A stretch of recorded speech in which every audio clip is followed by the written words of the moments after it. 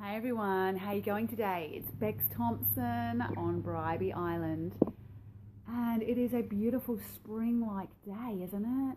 Have you really enjoyed the rain and seeing the lushness return perhaps to your gardens? I've got some plants that I transferred here last weekend, and I am feeling so grateful that they've received all this amazing rain, because there's nothing better than rain compared to sort of tap water, right, for the plants. And this is a time of growth, a time of blossoming.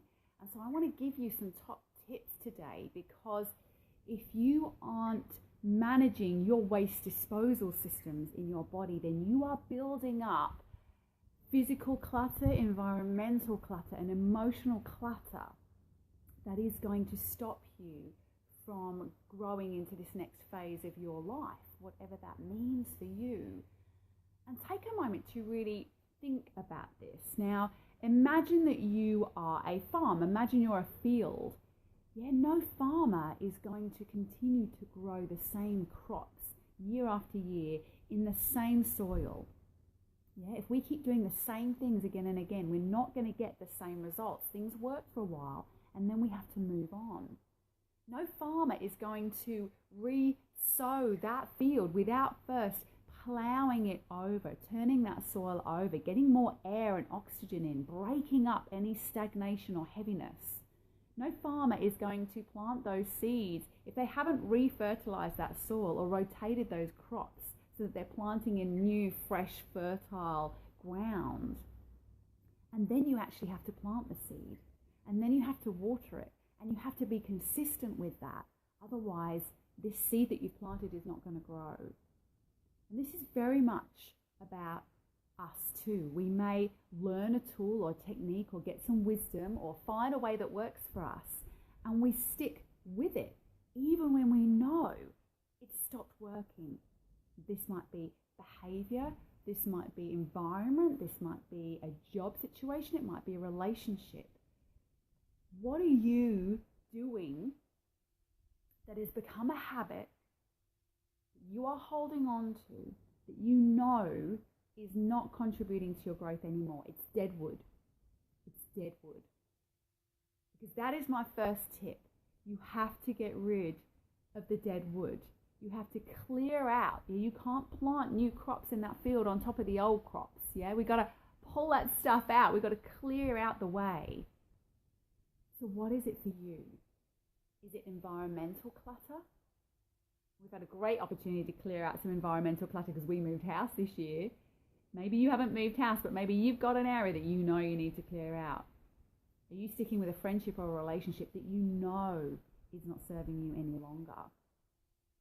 Are you sticking with choices that you've made or a job that you have that you know is toxic? Because your environment is so powerful that it affects your willpower. One of my favorite quotes from Paramahansa Yogananda, that environment is stronger than willpower.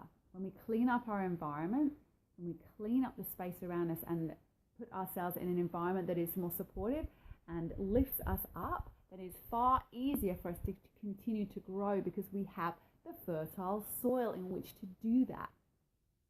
So that's the first thing, your environment, cleaning up your habitat to create and promote the right environment for growth. So what else hinders our growth? Well, that is not getting rid of our physical and emotional waste. Now, you may or may not be aware that our gut nervous system is just as important as our brain. Maybe you didn't even realize that our gut had a nervous system. And there is more information, and it's said to be around 90% more information going from your gut to your brain than from your brain to your gut. Just think about that for a moment. More information, way more, going from your gut to your brain than from your brain to your gut. What does this mean? That if our gut is not working properly, then it is sending crazy ass information to your brain, and that is getting you locked in a biochemical warfare in your body. So no matter whether you are trying to change habits, change food patterns, change lifestyle, or grow and shift the way that you are working, perhaps, you could be just bashing your head against a brick wall because you are not digesting properly. Now, you might be thinking, okay, well, what the heck does my digestion have to do with me making six figures this year? Because if you are not physically digesting, you are not emotionally digesting and mentally digesting. This is the strong connection between the gut and the brain and many other things. But if you are not physically digesting and assimilating properly in your gut, then you are not opening the pathways to their optimum for you to mentally process and mentally digest and emotionally process and emotionally digest. And if you are not doing that, then you are not as clear thinking, you are not as creative in your mind, you cannot see the potential and the possibilities, and you cannot tap into your deep, profound presence and higher self and intuitive wisdom in the same way that you could if that is all functioning properly. That is how crucial it is. So how do we get our gut functioning better? There are many ways, way beyond this little mini live stream here today, but in spring we have this amazing opportunity to get simple and to start clearing out our body. And one of the big ways we need to impact is our gut and our internal organs, particularly our liver, which can become stagnant and stressed over winter because we sit back a little more, we're a little less active perhaps, and we may have some heavier foods. Now, spring doesn't grow spring greens just for no reason. It grows spring greens because they are bitter and juicy and packed full of amazing goodness that helps us to start to digest better. So right now, things that are a little bitter and green are great for you. They are going to kickstart the liver, and they are going to get those digestive enzymes and juices flowing more. Other things that you can do to help your digestion right now is to go really simple, but keep the food warm. We are starting to liquefy our bodies to prepare for the heat of summer. And if we start putting lots of cold things in our bodies, like cold juices and smoothies and salads, we are damping down our digestive fire. We are making it much harder for our body to deal with that stuff. We need to be in optimum gut health to be able to cope with cold raw food. Now, I know that some of you might disagree with me there, but I don't care. From an Ayurvedic perspective, warm and well-spiced and slightly oily foods are going to improve your digestion. So there are spices like cumin, ginger, fennel, turmeric, what else? Coriander.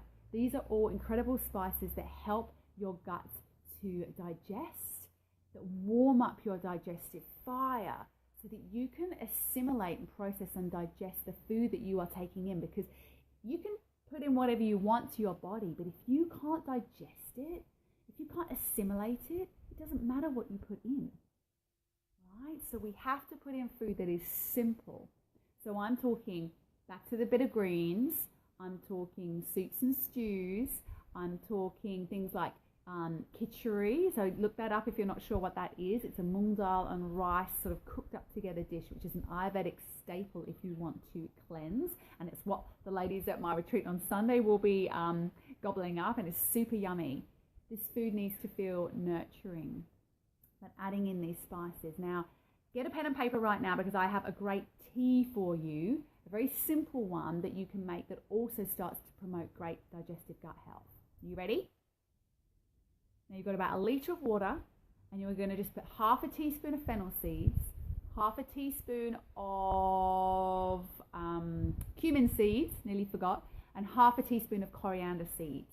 And you're going to boil that up for about 5 to 10 minutes, and then strain it off and make a tea and drink that throughout the day. That is going to really help start to restore your gut health. Now, this is a longer process. I'm just giving you a few tips right now to get simple and start lightening your body for spring. Otherwise, you may find you start to really hit some obstacles as we move closer towards summer. So there's one other thing I wanted to share with you. We've done two so far. So the first thing was around decluttering and shifting your environment, and that can be relationships and other stuff. And the second thing is to lighten up your food, drink that tea, bitter greens. And the third thing is to get into your lymphatic system. Now, your lymphatic system is another way that our body gets rid of waste. So if you find that you're someone that puts on sort of fluid and you might feel like it's fat and you feel like your body fat sort of fluctuates a lot or your weight fluctuates, this could be your lymphatic system. If you find your ankles getting puffy or your fingers getting puffy, this can be your lymphatic system. And if you don't deal with this now, it can have a really hard time in summer when heat and humidity kicks in and you may find you get more puffy. So if you get that, or if you get headaches in the heat, this can be another sign that your lymphatic system is not working great. So what can we do for lymphatics? Couple of things.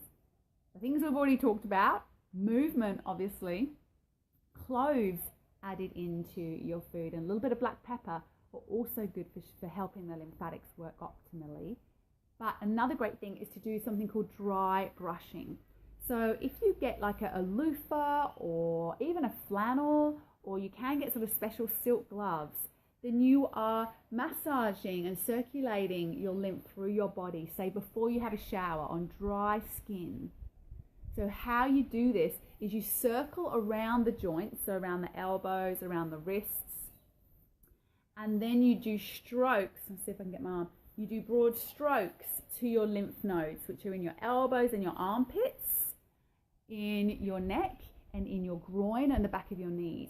So start at the top of your body, then work round. You can also work around your breast area, circle around your belly into your groin, massage around your knees and your ankles, say 3 to 6 times in each direction, and then broad sweeps up your legs into your knees, up your thighs, into your hips, and around in your buttocks.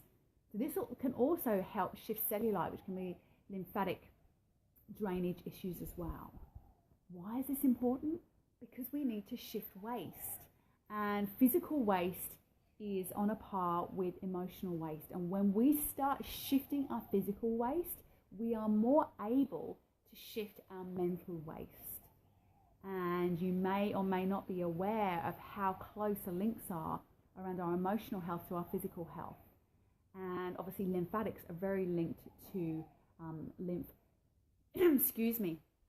different cancers traveling through the lymphatic system. So we want to make sure that we are really clearing out our lymphatics. And those coming along to the retreat on Sunday are going to get an extra little boost with that, because we have the sauna and a magnesium pool, and it's another great way of getting your lymphatics to move, is to get that pump going from hot, cold, to really move your lymphatic system, because it doesn't move by itself. We can get that vascular pump working, which helps, and then we need to actually physically move that lymph through the body. And yoga of course as well helps with that. So a lot of information today, so let's just recap 3 things that you can do to start preparing yourself for this growth phase. And the first one was really decluttering your environment on so many levels. You need to get rid of the dead wood. What are you carrying that you've been repeating or holding on to that you need to get rid of that dead wood? It's like pulling out the old plants so you can plant new seeds, yeah? How do you nourish your soil to become more fertile? You need to be making more simpler choices around your food and adding those warming spices and adding in some bitter greens. And the third thing, get those lymphatics moving. So you can add cloves and a bit of black pepper to your food, to nice kind of like dals and soups and curries and that kind of thing. And also this dry brushing, dry brushing to get the lymphatics moving. There's never been a more important time for us to be aware of the impact of environmental toxins on our bodies. We really can't escape it. And so these are sort of some of the things that we want to be keeping on top of a lot of the time, so that they don't start to detrimentally impact our health. And as I said, the gut is so closely linked to the brain. We are understanding this more and more and more in the scientific realms now, that things that, in the Ayurvedic science and as yogis we've understood for a long time, science is catching up and understanding the impact of environmental toxins and emotional well-being on our physical bodies. So it's time to jump on board. If you have had any doubts before, now is the time. We've got to start working with this stuff, right? If you want to really live better. So please reach out and contact me if you have any issues that, Western science and Western medicine right now isn't addressing, because I can help you, yeah? in integrative medicine, really thinking outside the box and bringing in these mental and physical aspects. So, message me and I'm more than happy to have a chat with you about whatever's going on for you and whether I can help you to live better, healthier, happier, and free to do what you love. So have a great week as we move into spring. We're going to be having an amazing weekend here on our day retreat, which is a spring cleanse. We've already got some bookings in for January. So if you are keen to do a New Year retreat on January the 13th, then send me a message because we only have 4 spaces left for that. This weekend is sold out.